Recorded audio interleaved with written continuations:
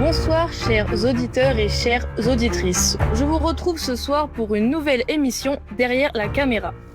Elle va consister à prendre un réalisateur ou une réalisatrice et parler de sa carrière. Avec moi ce soir pour cette première, nous avons Chris. Chris, comment tu vas ? Bonsoir tout le monde, ça va très très bien et ravi de participer à cette première. Nous sommes aussi en compagnie de Anaïd. Bonjour tout le monde. Il y a aussi Kiwi, comment ça va ? Bonsoir, ça va super et toi ? Moi ça va très bien, très contente de faire ma première émission en tant qu'animatrice avec vous. Et nous avons aussi une jeune recrue, Marie. Comment te sens-tu pour ce soir ? Bonsoir à tous, et super, en plus pour parler d'un réalisateur auquel il y aura beaucoup de choses à dire, donc top. Merci Marie, en plus tu me lances parce que je n'ai pas encore dit de qui nous allons parler ce soir. Pour cette première, nous allons parler de Tim Burton. Alors, pourquoi j'ai choisi Tim Burton pour cette première ?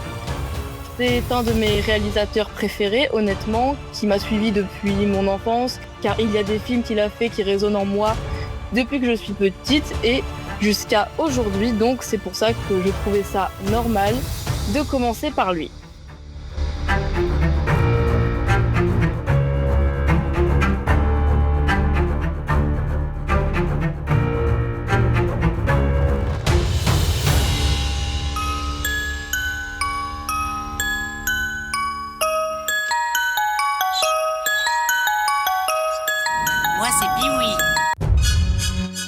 Choses de moi que tu ne connais pas, Dodie.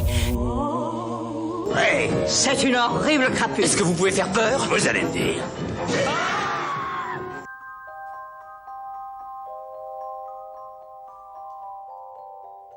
Nous allons commencer doucement à rentrer dans la vie de Tim Burton et comme un peu j'aime le dire, un peu dans son étrange fantastique car il a un cinéma bien particulier.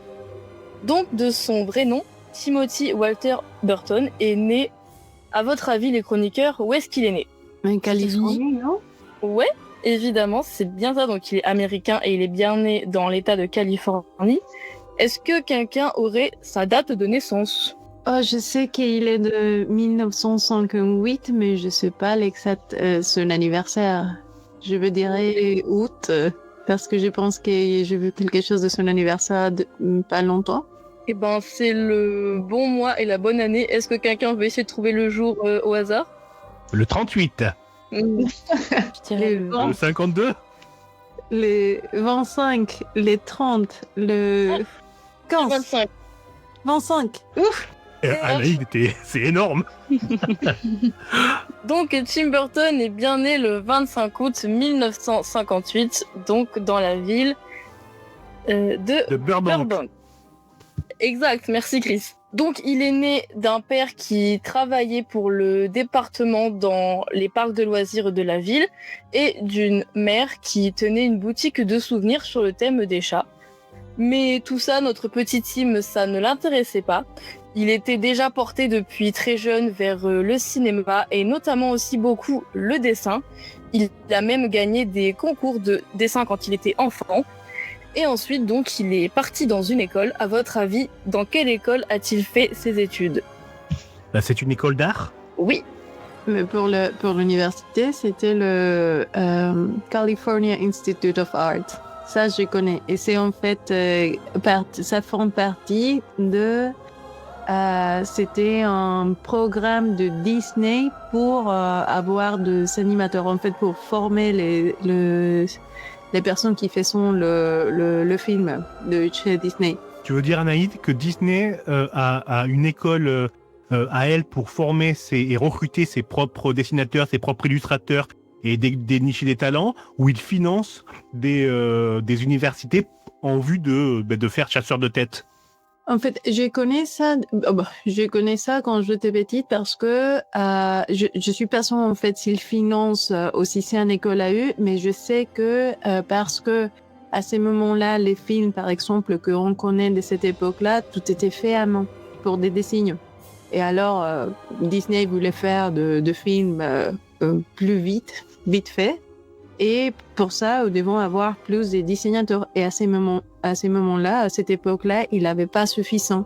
Et c'est pour ça qu'il a dit, bon, je fais l'investissement, je forme les animateurs que, après la formation, auront venir ici chez moi pour faire le film. C'est tout ce que je connais de programme. Je suis pas un expert, mais je pense que c'est quand même intéressant. Ah oui, c'est très intéressant, effectivement. C'est une sorte de vivier, quoi. C'est cool, ça. Mm-hmm. Ou pas, hein, je sais pas. Hein.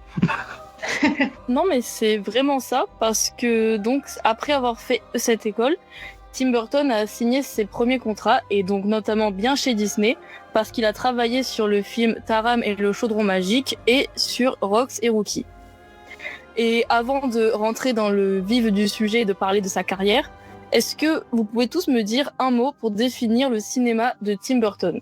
Étrange. Ça doit être qu'un mot. Une phrase si tu veux aller. Parce que pour moi, en fait, lui, il a vu le fun dans l'horreur. Et c'est en fait deux choses qui vont ensemble pour son univers. Alors moi, je suis désolé, je vais répondre comme Anaïd, parce que je trouve que c'est une excellente réponse. Le fun dans l'horreur. Oui, je plus sois. Et moi, je dirais sombre. Ok, merci à tous pour votre réponse. Donc on va pouvoir rentrer dans la carrière de Tim Burton. Et donc nous allons commencer par son premier film.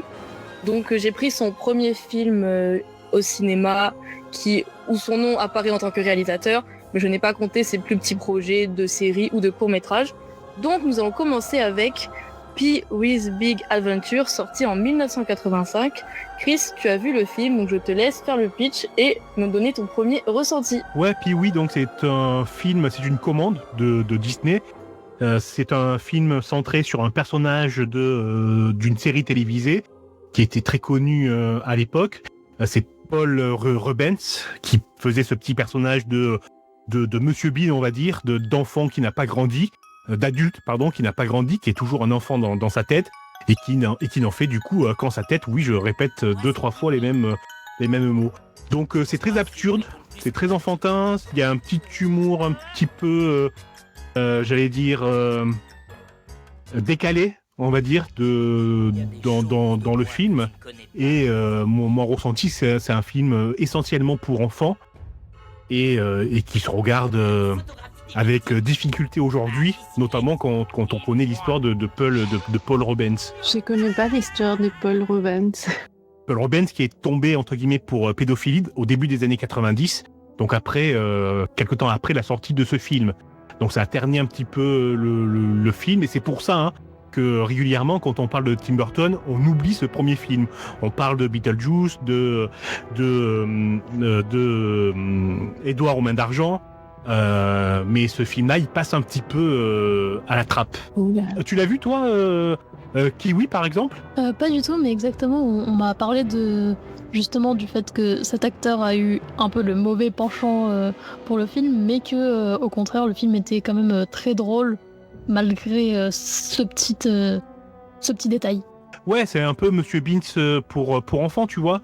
Donc le mec qui refuse de grandir, il y a plein de situations anachroniques, il y a des cascades. Il est agréable le film à regarder, honnêtement, même aujourd'hui. Le souci, c'est que c'est quand même d'abord un petit peu passé de mode. Tu regardes ce film, c'est un film que je dis, c'est un film que tu vois avec des potes.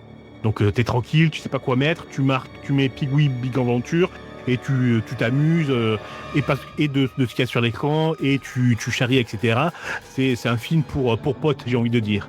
Après oui, c'est quand même délicat de le regarder aujourd'hui pour ces déboires juridiques. Marie, tu l'as vu toi le film ? Non, du tout, mais c'est vrai que j'avais entendu parler de l'acteur et je savais pas du tout que c'était lui qui avait joué dans ce film-là, mais effectivement, on peut comprendre, vu la traversée du désert qu'il a subi après, que le film ne fasse plus trop parler actuellement. Léonie, t'en as pensé quoi toi du film ?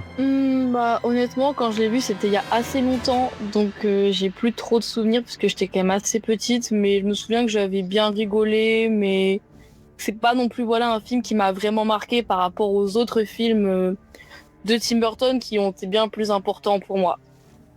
Ouais, surtout, et je le répète, parce que ce film, il ne fait pas partie de l'univers de Tim Burton. Il s'est moulé, entre guillemets, dans l'univers de Paul Rubens et de ce personnage, Pee-wee, un adulte enfant, un adulte Peter Pan. Donc il a pas eu, il a eu un rôle que de réalisateur. Toutes les idées ont été apportées par les scénaristes et par Paul Rubens lui-même qui maîtrisait son personnage sur le bout des doigts. Alors, comme a dit Chris, maintenant, j'aimerais savoir un peu à vous tous, quel est pour vous votre film préféré de Tim Burton, ou du moins ce que vous pouvez considérer comme son premier film et vraiment ce qui est le plus marquant. Anaïd, par exemple? Pour moi, c'est... Je connais pas les noms en français, mais c'est The Nightmare Before Christmas, qui c'est le stop motion avec Jack qui, en fait, essaye de mélanger les Halloween avec de Noël. C'était les premiers films de Tim Burton que j'ai vus et ça m'a marqué énormément et c'était mon film préféré quand je l'ai vu. Et après, je suis tombée amoureuse de tout son travail, sauf les premiers films qu'on vient de parler, parce que honnêtement, je ne connaissais même pas qui c'était Tim Burton qui a participé à ça. C'est amusant que tu parles de... Alors, c'est l'étrange Noël de Monsieur Jack en France, mais pour ceux qui suivent nos émissions régulièrement, ce n'est pas la première fois que tu parles de ce thème-là, avec notamment... Coco, ouais. Et en français, le vrai film, c'était Manolo, je crois. La légende de Manolo, voilà. Je reprends ma phrase. Oui, The Book of Life. Pourquoi les Français changent les noms énormément comme ça? Exactement. Les Québécois, ils sont plus, j'allais dire, plus intelligents. Ils gardent juste ils traduisent, quoi. Ça arrête le titre du film. Je sais pas pourquoi. Là, c'est la légende de Manolo, le The Book of Life, ce qui est quand même fou, quoi. Ce qui est quand même fou. Mais c'est aussi dommage parce que ça donne quand même déjà un peu la fin de l'histoire. Tu vois, avec The Book of Life, tu sais pas quoi attendre. Et après, comme tu dis, l'histoire de Manolo, alors tu sais que Manolo réussit à la fin. Ouais, tu as raison. Peut-être qu'ils veulent rassurer le public. Vous inquiétez pas, ça parle de la mort, mais tout le monde est vivant à la fin. Marie, tu l'as vu, toi, ce film, L'étrange Noël de Monsieur Jack ? Non, je ne l'ai pas vu parce que justement, je suis pas une très très grande fan de l'univers de Tim Burton. Moi, je l'ai découvert à travers Charlie et la chocolaterie et j'avoue que ça n'a pas été une bonne première expérience. Je n'ai pas du tout été embarquée dans son univers. J'ai retenté avec Alice au Pays des Merveilles et toujours pas. Donc je pense que je ne suis pas faite pour intégrer cet univers-là. Mais par contre, j'ai adoré le film Mars Attack, que j'ai trouvé vraiment très drôle et très bien fait pour le coup. Mais si je peux faire une recommandation, c'est essayer de voir les films, par exemple Mars Attack, c'était à lui, et les autres films qu'il a fait de son univers, parce que les deux que tu as mentionnés, Charlie et la fabrique de chocolat et l'autre de Alice dans le Pays des Merveilles, c'est plutôt un refried d'une chose qui était déjà faite. Alors c'est un peu de son esprit une histoire qui est déjà faite, quand les autres sont vraiment, je te dis, c'est le fun dans l'horreur. C'est beaucoup plus intéressant. Ouais, je suis d'accord avec Anaïd et je ne peux que te le conseiller aussi. C'est vraiment un film fort et qui plus est, les chansons t'emportent vraiment dans le film. Ok. Par contre, je serais curieux que tu me dises pourquoi tu n'as pas aimé Charlie de la chocolaterie, tu vois, parce que pour moi c'est un de ses meilleurs films et en lien avec l'air du temps à l'époque de l'espèce d'enfant roi et de d'irresponsabilité totale des parents sur les enfants. Qu'est-ce qui toi tu n'as pas aimé? C'est le message du film ou c'est l'emballage entre guillemets? Je pense que c'est plus l'aspect visuel, c'est ça, l'esthétique. Parce qu'au début, je pensais que c'était peut-être le fait que je l'avais vu en étant trop jeune et que c'est pour ça que j'avais pas trop apprécié, mais je l'ai revu des années plus tard et ça a été le même cas. Et je pense qu'un univers aussi un petit peu extraordinaire pour passer ce message-là, je trouve que ça colle pas. Et c'est vrai que j'ai un peu du mal à accrocher quand on lit un message comme ça avec un univers aussi décalé. Ah, c'est pas mal ce que tu dis, il avait pas fait le lien, mais effectivement, il y a un peu c'est un peu too much, tous les décors, tous les costumes, etc. On est vraiment dans un truc too much et on pousse le conte de fées à l'extrême. Et derrière, t'as un message très pessimiste sur les enfants et sur l'éducation. C'est vrai que t'as raison, j'avais pas vu ça comme ça. C'est vrai que ça peut dérouté. Je vais le regarder avec cette vision-là. Tiens, ça va faire bizarre, oui. Bon, si je peux ajouter une chose, c'est que je sais pas si vous avez vu les premiers films de Charlie et la fabrique de chocolat. Non. Bon, c'est le même univers. En fait, c'est un film qui s'était fait beaucoup des années avant. Et l'histoire qu'il raconte, déjà, en fait, aussi le roman, c'est un peu pour identifier ces sortes de choses qui... c'est un peu comme pour éduquer les enfants. Mais ces premiers films, c'était beaucoup plus joyeux, beaucoup plus léger. Un peu comme... comment ça s'appelle? The Wizard of Oz. Le magicien Un peu d'Oz. dans cet univers un peu fou, un peu hors de normal. Mais c'est vrai que dans cette histoire, mettre l'esprit de Tim Burton, ça passait quand même un peu bizarre. Pour moi, par exemple, Charlie et la fabrique de chocolat de Tim Burton, c'est les mauvaises histoires à raconter avec l'univers qu'il fait. Et surtout l'esthétique aussi. Eh ben, moi, je ne vous rejoins pas sur Charlie et la chocolaterie. Après, c'est un peu mon film cocooning de Noël depuis que je suis petite, donc forcément, il y a un attachement un peu plus particulier.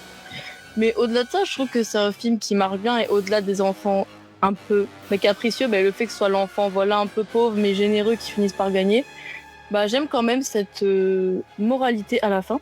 Et pour revenir un petit peu sur l'étrange Noël de Monsieur Jack, à ce que tout le monde pense, ce n'est pas Tim Burton qui a réalisé le film. Il est scénariste, c'est son idée originale, mais il n'est pas réalisateur de Monsieur Jack. Et il est le producteur. Producteur scénariste. Et oui, est-ce que tu veux réagir sur l'étrange Noël de Monsieur Jack ou sur Charlie et la chocolaterie? Du coup, pour reprendre un peu la question du début, moi, mes premiers films de Tim Burton, c'était Charlie et la chocolaterie et Sleepy Hollow. C'est bien ça, Sleepy Hollow, Les gens du cavalier sans tête. C'est l'un des... Enfin, de ce que j'essaye de me rappeler, c'est les premiers films que j'ai vus. Et c'est vrai qu'il y avait quand même cet aspect un peu étrange, tout ça, mais c'est vrai que Charlie et la chocolaterie, c'était un peu mon film cocooning de Noël aussi. Parce que j'aime beaucoup les films un peu narration où ils essayent d'être drôles et ça reste quand même un peu drôle, Charlie et la chocolaterie, surtout au début. Pas forcément au milieu quand les enfants sont à la limite de mourir, mais au début c'est quand même plutôt drôle et avec le narrateur je trouve ça vachement bien fait. Eh bien, je te rejoins, Kiwi. Marie, on a entendu le film que tu n'aimais pas trop, mais quel serait ton film préféré? Alors mon film préféré, j'en ai pas vu non plus des tonnes, mais pour l'instant c'est Mars Attack. J'avoue que là j'ai totalement accroché, ce côté complètement décalé, en même temps satire de la science-fiction, et puis aussi de la société américaine qui est dépeinte là-dedans, et vraiment j'ai totalement adoré pour le coup. Mars Attack, il y a un vrai mystère, parce que je te rejoins Marie, Mars Attack c'est un des meilleurs films de Tim Burton. Il y a une satire américaine, il y a pas mal de bons acteurs qui font des caméos, comme on dit. Par contre, ce n'est pas un film qui a fonctionné au box-office. Et je me suis toujours demandé pourquoi, parce que tout était présent dans le film pour qu'il soit réussi. Et je me demande si ce n'est pas à cause de cette critique un petit peu de la société américaine qui a fait que les Américains ont détourné les regards. Mais c'est vraiment un des films les plus aboutis, les plus réussis de Tim Burton, et au niveau des messages et au niveau des personnages, quoi. On sort un petit peu des personnages à la Johnny Depp, Edward Main d'Argent, Ed Wood, etc. Effectivement, je te rejoins sur cet avis, c'est que je pense qu'il a peut-être été fait un peu tôt en avance sur les films qu'on peut voir maintenant qui sont quand même un peu plus critiques. Et c'est vrai qu'avec l'affiche, avec l'histoire, je pense que peut-être 10 ans plus tard, il aurait un peu plus fonctionné au box-office. Mais il fait quand même partie de ces films qui sont considérés comme cultes des années après. Donc c'est vrai que c'est surprenant. Je veux même pour dire une chose sur cet film. En fait, quand il a sorti, c'était pas un box-office. Et en fait, le producteur était quand même un peu déçu. Et c'est après qu'ils ont commencé à prendre un peu les sentiments et des bons jugements par rapport à toute la critique qu'il y a sur Mars Attack. C'était un post-succès, si on peut dire ça. Ouais, on peut le dire. Et du coup, Chris, quel est ton film préféré de Tim Burton? Mon film préféré, moi, c'est Edward aux mains d'argent, pour 2 raisons. D'abord parce que c'est le premier film que j'ai vu au cinéma de Tim Burton et qui m'a scotché littéralement sur le siège. Et la deuxième raison, c'est parce que je me suis identifié à Edward aux mains d'argent. À l'époque, je vivais aussi dans une banlieue. Alors, ce n'était pas une jolie petite banlieue proprette comme on voit comme on voit à l'ouverture du film, avec toutes ces voitures et toutes ces vies bien réglées. C'était plutôt une cité, mais je me reconnaissais dans cette espèce de routine effrayante qu'il y avait autour de moi. Donc rien que l'ouverture du film, moi, elle m'avait vraiment marqué. Et cette histoire d'adolescent qui ne trouve pas sa place et qui est rejeté par tout le monde, je pense que beaucoup d'adolescents ont vécu adolescents et adolescentes ont vécu ces sentiments-là. Donc moi, c'est un film qui m'a marqué et pour moi, c'est le premier film de Tim Burton, quoi. On voit son univers là-dedans. Mais je te comprends. Ce n'est pas c'est un de mes films préférés, pas l'unique, mais voilà. Mais vraiment, c'est un film que j'ai trouvé merveilleux. Il est magique. Comme tu dis, on voit vraiment la patte de Tim Burton et tout ce que moi j'aime chez lui, ce côté étrange, mais en même temps très accessible. Donc vraiment, je te plus sois, comme tu dis souvent, et vraiment, j'aime beaucoup ce film. Bon, en fait, je suis pas d'accord qu'Edward Mans-Argent soit le premier film, parce que en fait, son premier film, c'était Beetlejuice en 1988, si je me trompe pas. Et c'est ça, en fait, que je décrivais au principe quand tu nous as demandé un mot pour décrire Tim Burton, qu'il a trouvé un peu le fun dans l'horreur dans cet film. Il a inventé un univers où les morts sont plus vivants que les vivants. Et Michael Keaton, qui c'est Beetlejuice, déchaîné, a devenu un film culte, des cultes. Les décors, il est tordu, les humours, il est super noir, les fantômes sont très, très, très excentriques. Et bon, c'est le film qui a vraiment nous ouvert la fenêtre dans le monde entier et les signatures visuelles qui Tim Burton il a utilisé dans tous ses films gothiques, absurdes, mais toujours attachants. Et aussi une chose que je ne sais pas si on va mentionner plus tard, c'est son collaboration à mort avec Danny Elfman, qui c'est celui qui fait la musique pour tous ces films, surtout celui-ci, Beetlejuice. Et en fait, les deux, c'était un peu les gars de cinéma qui aimaient un peu l'horreur, qui voyaient aussi la joie dans l'horreur. Et c'est là qu'ils ont fait une amitié, aussi une collaboration professionnelle qui a resté pendant toutes ces années. Et en fait, Danny Elfman, il s'est vu en train de faire la musique de cet univers bizarre et fou et drôle et horreur et chaotique de Tim Burton aussi. Mais les deux sont indissociables. Pendant des dizaines d'années, ils ont été indissociables. Il n'y avait pas de Tim Burton sans Danny Elfman. Sa musique, elle est. Tu l'entends, tu sais que ça vient de lui. Et les musiques de l'étrange Noël de Monsieur Jack. À propos de ça, le vrai réalisateur de ce film, c'est Henry Selick, qui s'est plaint des années après de ce patronage trop pesant sur son film. On l'a carrément écarté, quoi. Pour lui, son nom n'existe plus, il n'est pas associé à l'étrange Noël de Monsieur Jack, alors que c'est lui qui l'a réalisé. Donc moi, du coup, sur le film Beetlejuice, j'ai vraiment beaucoup aimé le 1. Parce que le 2, j'y reviendrai plus tard, mais c'est pas trop ma came. Mais non, vraiment, le 1, l'humour noir hyper présent, l'excentricité du film, et les décors assez macabres, mais en même temps qui restent assez beaux, et toute cette fantaisie, monde des vivants, monde des morts qui se confondent, ça fait un très bon film que j'ai vraiment beaucoup apprécié. Et là, on entre de plein pied, effectivement, le fun avec l'horreur, ou le fun avec ce qui n'est pas dans la norme, quoi. C'est un petit peu ce que disait Anaïd en introduction, et c'est, je pense, le point commun de tous les films de Tim Burton. On va s'amuser avec ce qu'on ne doit pas. Je ne sais pas si vous êtes d'accord avec moi, mais je suis d'accord avec moi-même. Je pense que j'ai plutôt une vision à lui, parce que moi, en fait, j'ai toujours fait de rêves très visuels et très réalistiques, et je me rappelle de presque tous mes rêves. Et après avoir Beetlejuice en est cachant, parce que ma maman ne voulait pas que je voie de films d'horreur, je me rendu compte que aussi les cauchemars pouvaient être drôles. Et c'est pour ça que j'ai tombé amoureux de cet univers de Tim Burton avec Beetlejuice. Est-ce que tu as lu le livre de Mark Whitman sur Tim Burton, Anaïd? Non, mais je vais les noter. Tu sais quoi, j'en ai 2 chez moi. Je t'envoie mon 2e exemplaire. Et c'est ce qu'il dit justement. C'est exactement ce qu'il dit. C'est les cauchemars peuvent être drôles. On réalise ça avec Tim Burton. Ça peut nous donner goût à la vie, les cauchemars. Vraiment? Redonner goût à la vie. Je suis trop content. Je vous rejoins beaucoup sur le fait que Beetlejuice...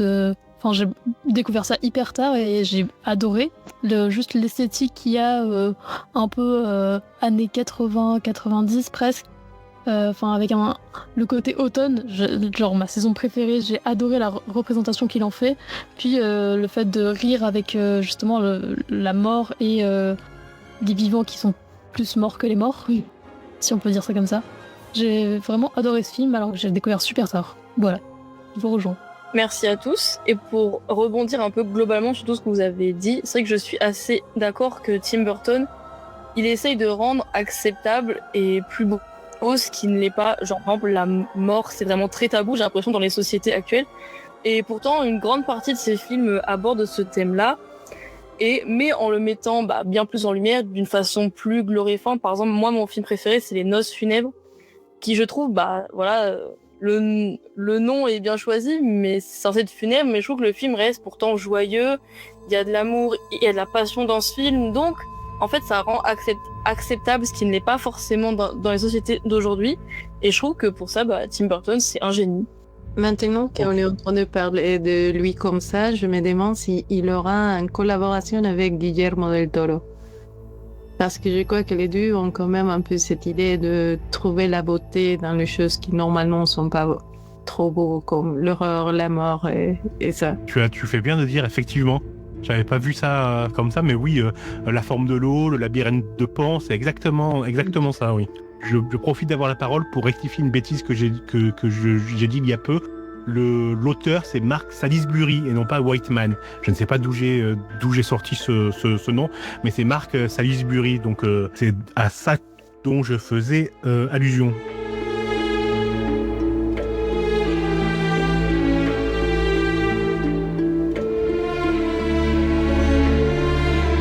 Donc maintenant, nous allons tous parler de notre flop préféré, donc le film que nous adorons détester.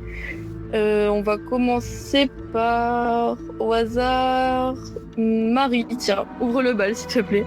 Et pour le coup, là j'ai plus de choses à dire parce que comme je suis pas la plus grande fan de Tim Burton, j'avoue que plus souvent je n'ai pas aimé que j'ai aimé. Donc c'est vrai que j'ai pas voulu continuer, on va dire, le châtiment plus longtemps. Donc je me suis pas fait toute une liste où je me suis forcée à regarder. Mais comme j'avais dit, le remake de Alice au Pays des Merveilles, moi j'ai pas du tout accroché alors que ça a été quand même un gros succès. Et pourtant je suis une fan du dessin animé, du conte, vraiment j'adore cet univers. Mais là pour le coup la représentation qu'il en a faite, moi j'ai pas du tout accroché. Je pense que justement c'était trop sombre pour moi. Et ça collait un peu avec la morale effectivement. Mais là je trouvais que le tourner dans un univers aussi macabre où toutes les couleurs sont vraiment... noir, foncé, ça donnait encore une atmosphère encore plus pesante à l'histoire et ça m'a fait complètement décrocher. Et ça, c'est un autre mystère, ce film. C'est-à-dire que autant je ne comprends pas pourquoi Mars Attack n'a pas eu de succès à sa sortie au cinéma, autant je trouve scandaleux que ce film ait eu autant de succès et relancé un petit peu la carrière de Tim Burton, alors que c'est un film mauvais, et d'autant plus mauvais qu'il fait appel aux effets spéciaux, au CGI à outrance, et ça donne des couleurs baveuses à l'écran, c'est ignoble comme film. Ouais, exactement, c'est ce que j'allais dire, je suis totalement d'accord avec toi, je trouve qu'on dirait que le film bave sur l'écran et c'est assez bizarre. Ok, je dois défendre Tim Burton ici. Pour dire que, en fait, je crois que lui, il n'a pas vraiment de flop, parce que je crois que ce flop, c'est en fait les films dans lesquels le public il est divisé. Parce que par exemple, il y a certains films, quand tu avais parlé à Marie, je sais que je vais dire mauvaisement le nom, mais c'est Charlie et la chocolaterie. C'est pas la fabrique de chocolat, non? C'est chocolaterie. C'est ça. Ouais. C'est celui de Alice in Wonderland, qui normalement c'est des histoires pour des enfants. Tu vois, si tu le vois, par exemple, si tu penses déjà Alice dans les Pays des Merveilles, c'est une histoire de Disney qu'il a eu déjà un film. Aussi, Charlie et la chocolaterie, il était aussi un autre film. Je sais plus qui a fait celui-là, mais c'était aussi beaucoup plus joyeux. Et c'était une histoire pour des enfants. Si tu vois ces deux versions de Tim Burton en toujours pensant que ça va être comme une histoire pour des enfants, c'est normal que ça t'attire pas, en fait, que ça t'attire pas, parce que c'est quand même l'univers de Tim Burton qui c'est pas très kids-friendly. C'est vrai, effectivement, je l'avais pas vu sous cet angle, donc j'essaierai de faire un autre visionnage en y pensant un peu plus, mais je pense que l'univers en général, aussi sombre et un peu macabre, c'est moins ma cam quand même. Oui, je sais pas si vous connaissez, même par exemple Disney, il s'inspirait dans les histoires de le frère Grimm, qui déjà c'est pas ces histoires, c'est une collection des histoires qui eux sont faites dans le territoire allemand pour pouvoir faire cette bouquin.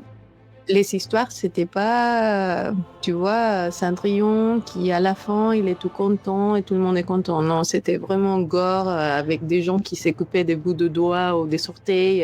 Pour ça, c'était vraiment obscur. Et sont en fait avec Disney et aussi avec les temps et l'évolution de l'être humain. Ok, je vais être très philosophique maintenant. On a essayé de voir les histoires des enfants beaucoup plus joyeux et bright et contents et tout ça, mais je vois pas les versions de Tim Burton trop loin de les premières histoires de collection de le frère Grimm.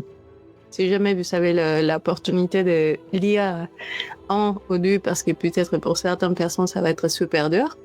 Et oui, je vais faire la recommandation de faire ça et penser à Tim Burton et dire peut-être dans cette première version où il pourrait faire une chose différente. Et je te rejoins sur le côté dont tu as parlé tout à l'heure en disant que il y a pas de flop de Tim Burton, il y a une division des avis et je pensais notamment à Ed Wood qui a vraiment divisé ses fans, sa base de fans et les spectateurs. Donc oui, tu as une vision très juste, Anaïd, je trouve, effectivement. Je plus sois. Kiwi, quel serait ton flop? Alors moi, je vais tendre un petit peu aux séries, mais alors j'ai absolument pas accroché à Mercredi, la nouvelle série. J'ai regardé peut-être genre 3 épisodes et je trouvais que c'était beaucoup trop Netflix codé, avec tous les codes des séries Netflix qu'on retrouve aujourd'hui. Même s'il y a un petit peu la touche de Tim Burton dans le sens où en fait il reprend l'histoire de la famille Addams, j'ai l'impression, mais juste j'ai vraiment pas du tout accroché à la série. Ouais, il reprend la famille Addams, mais très léger pour ne pas effrayer les enfants qui vont regarder la série, pour ne pas effrayer les parents, pour ne pas effrayer les grands-mères et les grands-pères. C'est Netflix à mort, oui. Ne faisons pas de vagues, hein. Surtout, regardez comme c'est joli. Restez assis et mangez des pop-corn. J'ai l'impression que tout le truc avec la main qui marche et tout a pris de l'ampleur sur justement Internet, les réseaux sociaux et tout ça. Et du coup, j'ai l'impression qu'ils ont augmenté ça dans la saison 2. Enfin, j'ai pas regardé, hein, j'ai vu de loin, mais ça m'avait l'air encore plus présent que dans la saison 1. Ce que je trouve un petit peu dommage d'accentuer ça. J'ai une théorie sur la main. Pardon, vas-y, Naïd. Mais une petite question, est-ce que tu as vu les autres films de la famille Addams? J'avoue que non. Ok, parce que... moi, je les ai vus. Mais aussi, par exemple, quand on parlait avec Marie de le film... c'était quoi c'est Charlie et la chocolaterie, Alice in Wonderland, et maintenant la famille Addams. C'est pas précisément une histoire qu'il a fait de sa tête. C'est au fait des histoires qui sont déjà faites. Il a mis seulement l'esthétique sur une histoire qui est déjà faite. Tu vois, il n'a pas inventé le caractère à la main, il n'a pas inventé le caractère de Wednesday. C'est seulement l'esthétique mis dans une histoire qui appartient à lui. Oui, mais alors, je veux bien qu'il n'ait pas mis trop sa patte, mais justement, c'est ça que je lui reproche. Il aurait pu pousser un petit peu le curseur peu plus loin et ne pas faire de Mercredi une petite fille qui fait le runway, quoi. Qui fait plus un défilé de mode qu'une fille gothique à l'âme noire. je trouve ça dommage. Et tu parlais de la main tout à l'heure, Kiwi. Moi, j'ai une théorie sur la main. Hein. On est chez Disney. La main, c'est comme dans tous les films Disney depuis quelque temps. C'est le petit animal en peluche dont on va pouvoir acheter au magasin parce qu'il est trop mignon et qui ressemble trop à un humain, quoi. Donc, à mon avis, c'est ça. C'est pour ça qu'il pousse le curseur aussi loin avec la main. Marie, je crois que je t'ai coupé. Tu voulais dire quelque chose? Non, effectivement, pour la main, c'est vrai que on voit que ça a été l'élément marketing vraiment de la promo de la série, où on a vu qu'ils l'ont même fait en grandeur nature et qui poursuivaient les gens dans la rue. Donc je pense qu'effectivement, ils ont accentué à fond sur cet aspect-là pour promouvoir au maximum et qu'on retienne la série juste avec cet élément. Ben là, on est dans le marketing du deuxième millénaire, quoi. C'est-à-dire qu'on s'en fout du fond de la série, on s'en fout des acteurs, on s'en fout des performances, on s'en fout du script, on s'en fout du scénario, mais on va créer des petits moments pour les réseaux sociaux, des petites pastilles de 1 minute où les gens vont regarder à des millions, vont regarder ça, et c'est ça qui va rester, et pas tout le reste. C'est pas grave si c'est de la merde, la série. Il y a quand même 3 extraits à 4 millions de vues qui ont cartonné. Pareil pour la danse de mercredi dans son bal dans la première saison. On en a mangé jusqu'à plus faim de cette merde. Je suis en train de m'énerver, on sait pas pourquoi, mais je continue. mais c'est ça le marketing maintenant. Plus rien à foutre du spectateur, plus rien à foutre de l'élever, plus rien à foutre de lui apprendre des trucs, plus rien à foutre surtout de le faire réfléchir. Non, il faut que ce soit emballé dans du joli papier rose. Même la mort, même ceux dont on ne doit pas parler, et surtout que ce soit digestible ou digestable. Vous me pardonnerez mon bécherel, je l'ai avalé.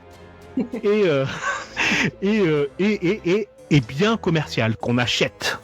Ouais, c'est regrettable. Je suis tout à fait d'accord avec toi, surtout que les premiers épisodes que j'ai regardés, c'était vraiment... alors bienvenue dans le lycée, là il y a le groupe de machin, le groupe de trucs, le truc de bidule, et on voit directement qui sont les mauvaises personnes, qui sont les bonnes personnes, alors que on laisse pas réfléchir qui peut être le méchant de l'histoire ou quoi que ce soit. C'est vraiment juste un peu un truc de lycée où on te dit qu'est-ce que le personnage va faire, on lui dicte un peu toutes ses actions, j'ai l'impression. Ah oui, surtout ne pas réfléchir. Je suis pas d'accord. Je suis pas d'accord parce que depuis très très longtemps, c'est la première fois, parce que j'ai déjà vu les 2 saisons. C'est vrai, la première pour moi, c'était honnêtement il a une expression pour ça, le plot twist. C'était pas très évident. Et en fait, c'est vrai que dans toutes ces histoires, ça que moi j'ai aimé, oui, que tu as une première impression de tout le monde, tu vois qui va être les méchants, qui va être tout. Mais là, les développements de caractère, je sais pas si ça se dit aussi en français, the character development, c'était aussi c'était quand même bien fait.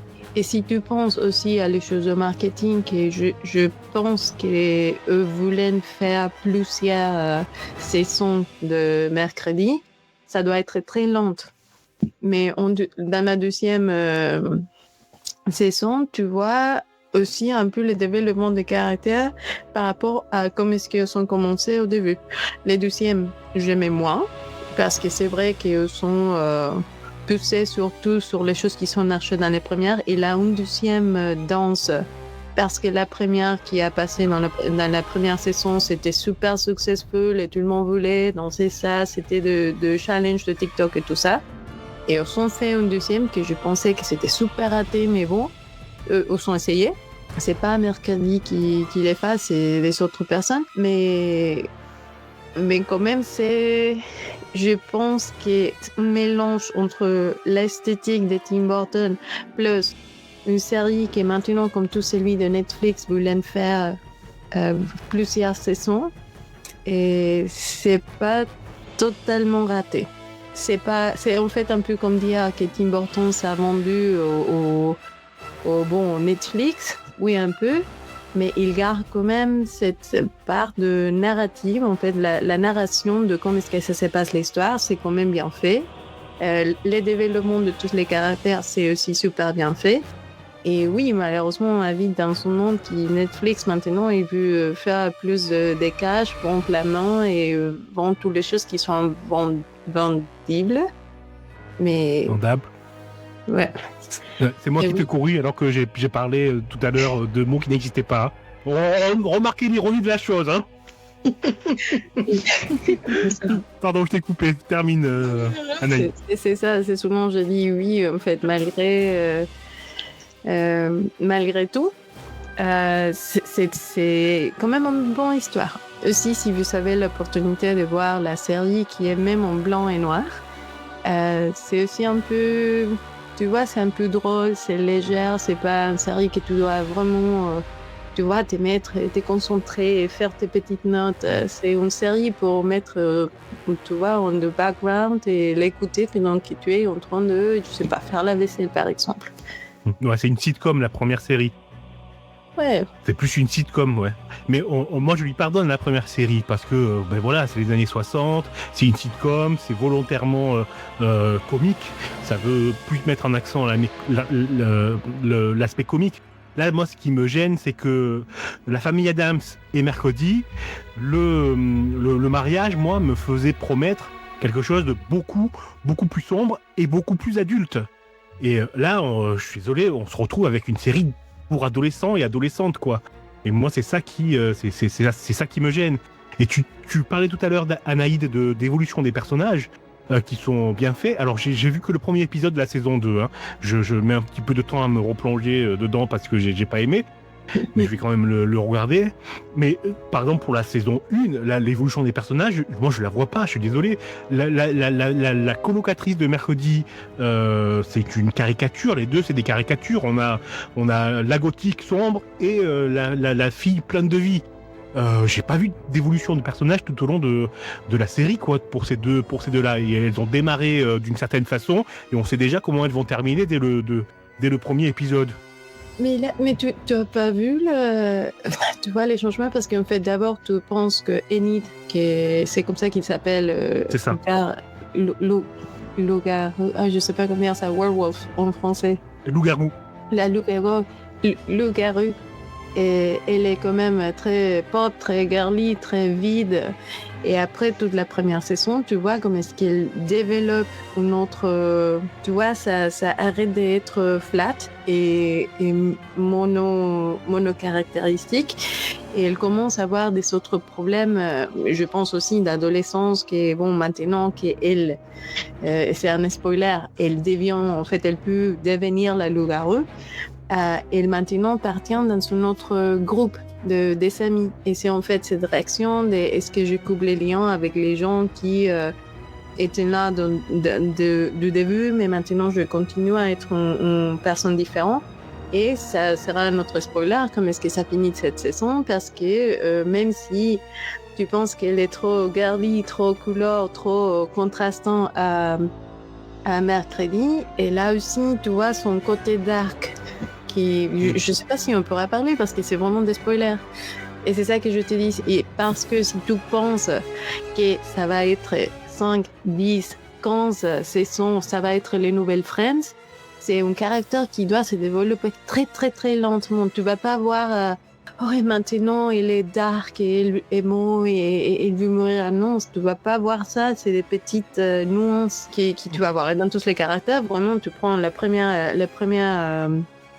premier épisode de la saison, le dernier épisode de la saison, tu essayes de voir en fait les caractéristiques de chacun et tu dis bon quand même ça commence à être un peu différent, c'est pas seulement très très simple, tu vois, c'est pas Dream Pixie Girl comme s'appelle cette question et ça commence à changer un petit peu, mais encore avec la vision qui peut-être ça va être 5, 10, 15 saisons.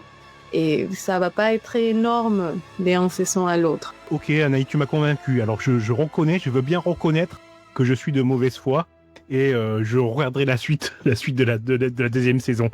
Kiwi, tu voulais ajouter quelque chose ? Oui, en fait, ça me fait un peu penser à Teen Wolf, mais version plus année 2020, quoi. Ok, Teen Wolf, je n'ai pas vu du tout. Quelqu'un a vu ? Beaucoup d'action. Je crois que c'était... Bon, c'est un peu la différence parce que dans Wednesday, il a pas beaucoup d'action. Tu vois plutôt qu'il aura un plot Mais encore une fois, ça te tient pas au bord de ta chaise. Moi, je rejoins Chris et Kiwi. Et moi, je trouve que sur le côté commercial, un peu des dernières années de Tim Burton, donc bien sûr, je trouve que Tim Burton, ce qu'il a fait, c'est incroyable jusqu'à récemment. Mais tout ce qui est depuis là, 2023-2024, j'ai l'impression que c'est vraiment plus pour faire du commercial, comme on a dit. Il y a les produits dérivés, il y en a partout maintenant, de la série Mercredi et tout. Et moi, par exemple, en flop, je voulais parler de Beetlejuice, donc le 2, la suite de Beetlejuice, que je n'ai pas du tout aimé. Déjà, j'ai du mal avec les suites qui sortent 20 ans après, parce que je me dis, s'ils n'avaient pas de matière pour le faire il y a 20 ans, je comprends pas pourquoi le faire maintenant, à part pour de l'argent, malheureusement. Donc vraiment, je trouve que le film, il a pas trop de sens. Je comprends pas trop où on va par rapport au 1. Enfin, pour moi, c'est vraiment, il fallait un peu remplir les caisses et repartir sur un film qui avait cartonné à l'époque et qui reste incroyable pour le 1. Mais le 2, il me déçoit et je vois un peu que de l'argent. Non, je suis d'accord, ça se voit. En fait, à la place de faire une chose nouvelle, un nouveau film nouveau, un nouveau univers, c'est bon, c'était déjà fait, on prend la suite, mais il a vraiment pas... Par exemple, tu peux le voir sans voir la première et ça fait aussi du sens.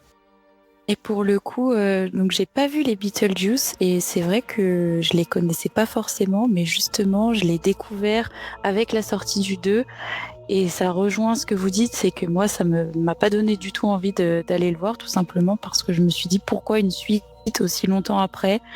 Forcément, ça va être un peu un remake version année 2000 pour plaire un petit peu à la galerie et sans doute du fan service au rendez-vous également. Donc c'est pas très attrayant, je trouve.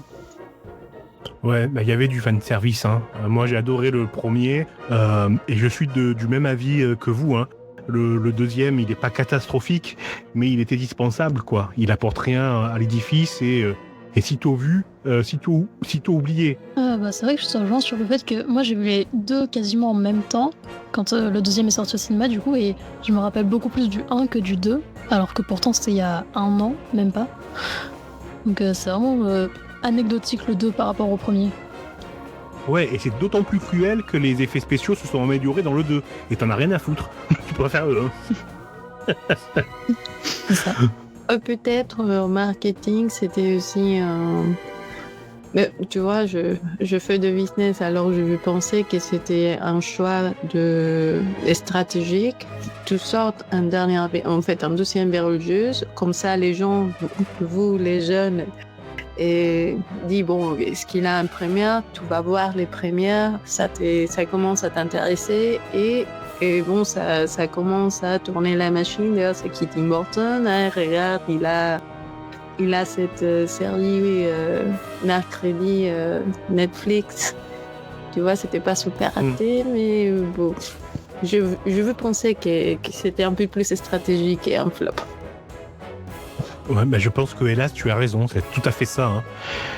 Tout à fait ça. Remettre une petite pièce dans la machine.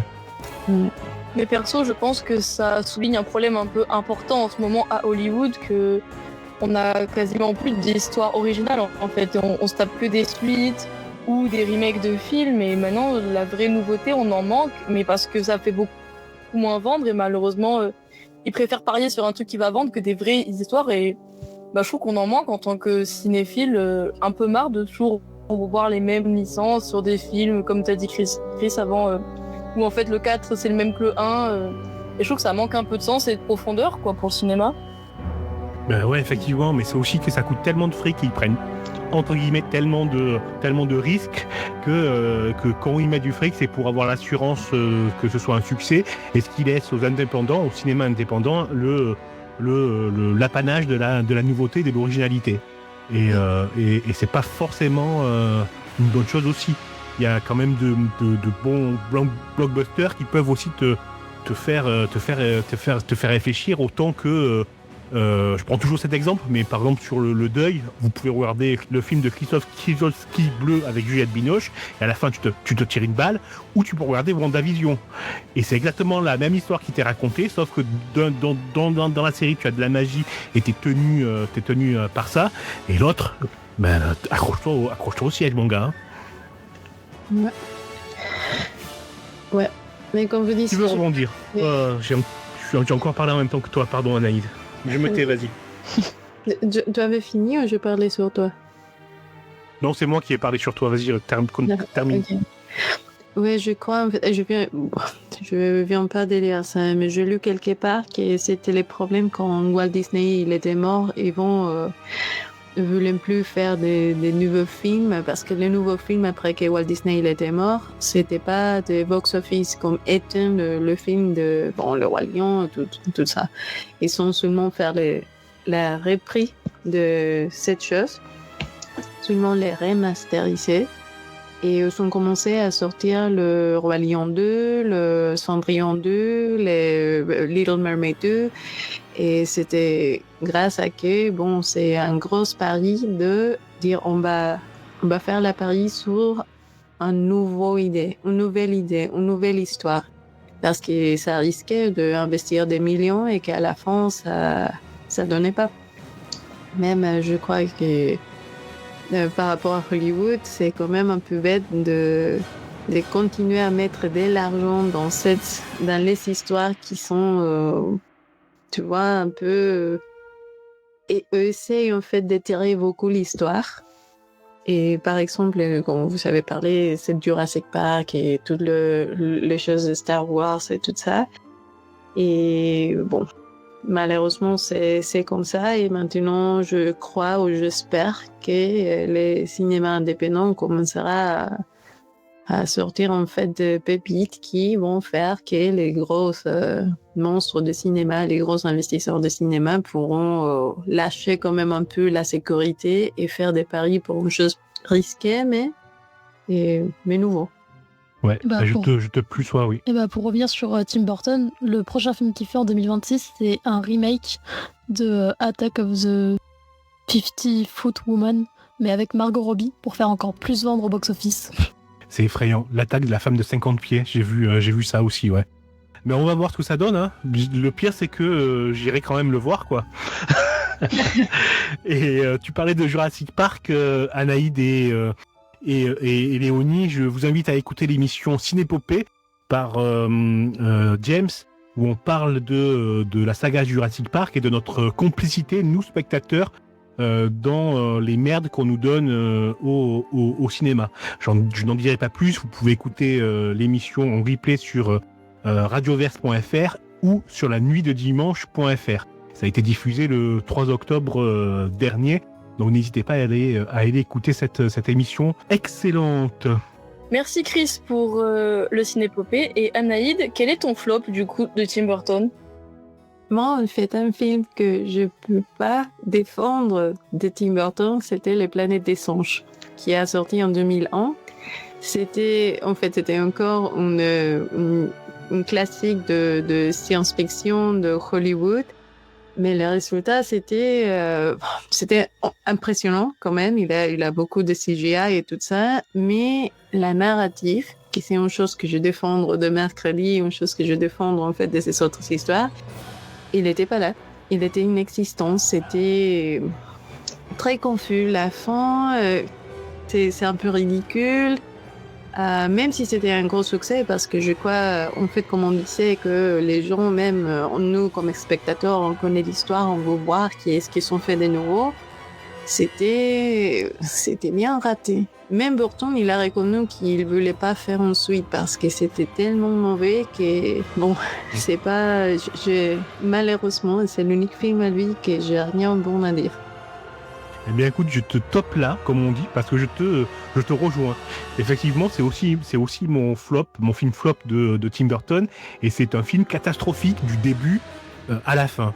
Et même avec le faux twist à la fin qui revisite un petit peu le twist du premier film, tout est catastrophique dans ce film. Le jeu des acteurs, le script, le scénario, le message, il y a rien de bon, il y a rien à garder. Et dans le livre de Mark Salisbury, dont j'ai parlé un peu plus tôt, Tim Burton avoue que c'est le seul film dont il a honte. De toute sa filmographie, c'est le seul film dont il a honte. Pas du tout Pee-wee Big Adventure, hein, non, celui-là, la planète des singes. Et il dit que le tournage a été une catastrophe, qu'il n'a pas pu faire lui sa vision à lui, qu'il était tenu par les par les studios, et il a une vraie haine des studios, une relation un petit peu d'amour-haine avec les studios depuis qu'il a démarré à Disney. Disney l'a engagé, il a tout fait pour fuir, pour avoir un peu plus de liberté, et il revient à Disney en fin de carrière, j'espère pas pour lui quand même, mais il est revenu à son premier employeur, quoi. Et ces relations avec les studios tenues par le fric et par les soucis de productivité, de rentabilité, c'est un problème énorme dans le cinéma, à mon sens. Le capitalisme tue le cinéma et tue la création et étouffe les artistes. Et on applaudit, s'il vous plaît. Ouais. Mort au capitalisme. Non, mais c'est vrai. Et même pour faire des faciles, ce film de Le Planète du Singe, pour moi, c'est mon film moins préféré. Moi, en fait, si jamais il a une liste de le pire film du monde, celui-ci sera numéro 1 pour moi. Hors même de cette émission, hors de Tim Burton, c'est les pires des pires des pires. Merci à tous de nous avoir communiqué vos flops préférés. Et maintenant, nous allons passer au petit jeu de l'émission. Donc, c'est le jeu des répliques cultes. It's a beautiful day. It's a rather nice day. A day for a glorious wedding. A rehearsal, my dear, to be perfectly clear. A rehearsal for a glorious wedding. Assuming nothing happens that we don't really know. That nothing unexpected interferes with the show. And that's why everything, every last little thing, every single tiny microscopic little thing must go.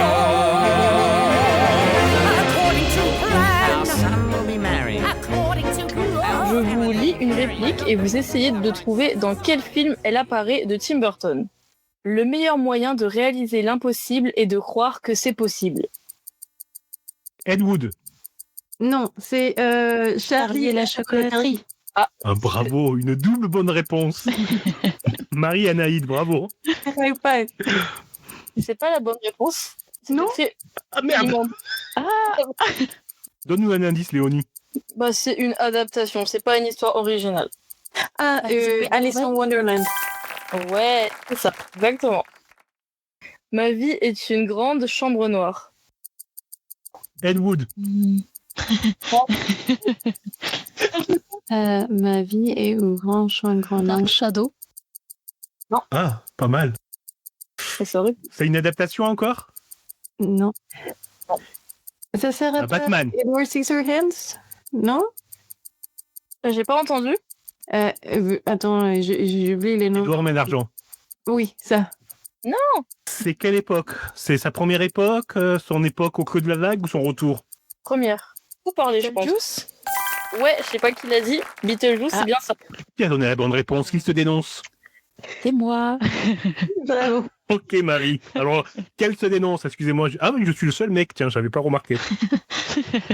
Quelle se dénonce? Bravo, Marie. On passe à la troisième. On m'a volé mes rêves et moi, je vole ceux d'une autre. Ed Wood. Non, en fait, c'est encore Alice in Wonderland. Non. Non? Ah non, attends. C'est The Nightmare Before Christmas. C'est Sally qui dit ça quand il rencontre... oui, je sais. C'est The Nightmare Before Christmas. Désolé, mais non. Mais on n'est pas... Miss Peregrine. Non plus. Mais moi, j'ai quand même envie de donner la bonne réponse à Naïd. C'était tellement beau. C'était tellement... on sent tellement la passionnée de Tim Burton. J'ai envie de dire bonne réponse. Surtout que je dois les traduire dans ma tête. Donne-nous un indice, du coup, Léonie. Ah non, en fait, c'est The Corpse Bride. The Corpse Bride. Ouais, les noces funèbres en français, Oui. bien sûr. Avant-dernière petite réplique. Laissons entrer le soleil, la terre vous dit hello. Oh, ça, c'est la chocolaterie. Oui, c'est Charlie la chocolaterie. Et non, c'est pas Ed Wood. Peut-être pour la dernière, hein, qui sait. Et la petite dernière. Les yeux sont le miroir de l'âme. Big Eye. La biographie de l'illustratrice qui faisait des dessins qui m'ont toujours angoissé, moi. Et donc, bah, on félicite Anaïd qui a gagné notre petit jeu. Merci. Bravo. J'en profite. Il y a un grand oubli, hein, dans cette émission. C'est Big Fish, le film qui a marqué un tournant dans la carrière de Tim Burton, qui est pour moi son meilleur film. C'est le film que je préfère de Tim Burton. Et je vous invite justement à écouter, on mettra le lien dans la description de l'épisode, à écouter l'instant culte qui a été tourné avec Florent et James sur Big Fish, et dans lequel on décortique le film de A à Z. Et si vous êtes fan de Tim Burton, je vous invite vraiment à aller écouter l'émission. Eh bien, merci Chris. Nous allons pouvoir conclure sur ça. J'espère que vous avez aimé écouter cette première de Derrière la caméra autant que nous avons aimé à la faire. Merci Marie. Merci à vous. C'était vraiment sympa et j'ai plein de nouveaux films à voir. Merci Anaïd pour avoir bien défendu Tim Burton à chaque instant. Non, merci pour cette opportunité de parler de mon amour. Et Kiwi. Merci à vous, bonne soirée. Et merci Chris. Merci à vous, bonne soirée tout le monde. Merci à tous, on se retrouve le mois prochain. Derrière la caméra, une émission conçue et préparée par Léonie Lemaire, production La Nuit du Dimanche. Rejoignez nos réseaux sociaux sur Instagram, @radioverse_multiverse ou @la nuit du dimanche. Écoutez notre web radio sur radioverse.fr et nos replays sur lanuitdudimanche.fr. Vous avez envie de rejoindre notre web radio, envoyez-nous un message. De même, pour toute suggestion ou question, envoyez-nous un message. Pour nous soutenir, consultez notre Tipeee La Nuit du Dimanche. Tous les liens sont dans la bio ou dans la description de l'épisode. Merci.